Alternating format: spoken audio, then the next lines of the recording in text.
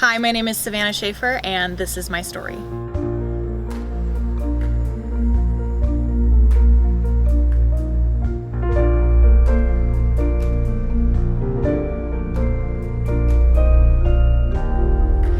When I was in junior high, I was awkward and really weird and just trying to make my way in the classroom.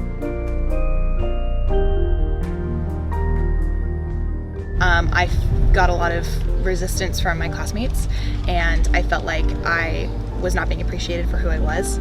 I told myself, well, if I'm not loud and annoying or trying to be somebody that they don't like, then I'm just going to become quiet and I'm going to be in the background and I'm not going to make anybody notice me. I became very introverted and I became very quiet because if I said nothing, then no one would notice me.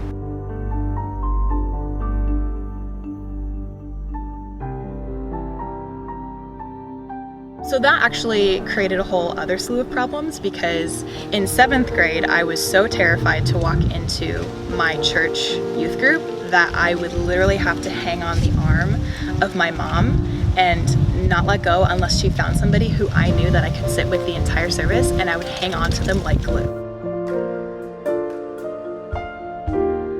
And that kind of continued through high school. I was always so nervous to just walk up to somebody who I hardly knew and just say hello to them or have small talk because I internalized everything. I didn't want people to know that I was going through anything, so I would just let that be inside of myself, and I didn't want anybody to know that anything was wrong with me.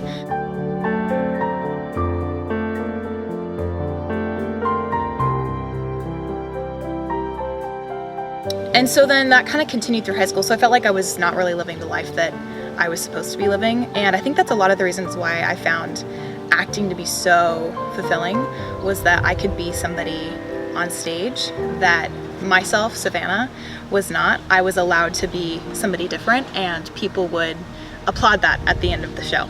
That's where I really found my initial draw to the world of theater, and so that was just something that I decided I was going to do for the rest of my life.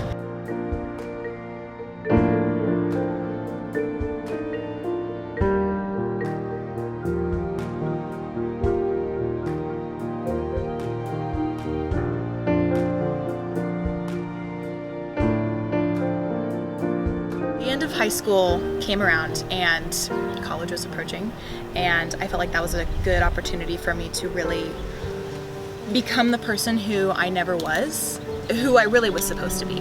And so I took the opportunity for those 4 years to unpack what I had hidden away for so long, and I rediscovered who I was supposed to be and who I was created to be.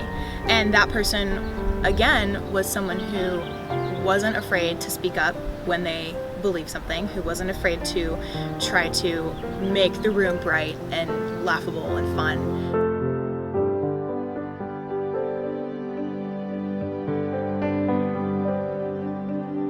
It was a really hard journey for me to go through that because my whole world turned upside down. I was allowing people to see the imperfect sides of me, which I had never done before. Eventually I realized that people want to see that, and it's okay to have moments where you're literally human. I was talking to my roommate one night during junior year of college. I was going through something really bad. It was a really hard decision that I had to make, and I was just like bawling to her, and it was one of the first times that I had cried in front of her. And she looks at me and she's like, I think more people would want to see this Savannah than 98% of the other people know you to be, which is all put together.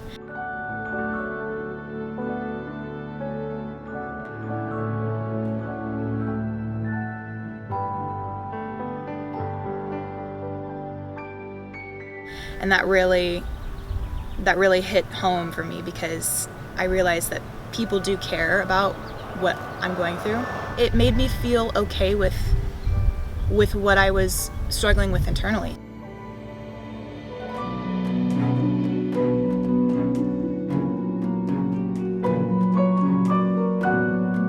That was the turning point of the peak of the mountain, my journey kind of up, discovering that I was trying to make myself into the person I was, and then I sort of hit that peak, and now it's been just a downhill journey of me letting go and allowing God to take that path for me. From that point on, I have really embraced the fact that I am a confident person, and it's okay to be confident.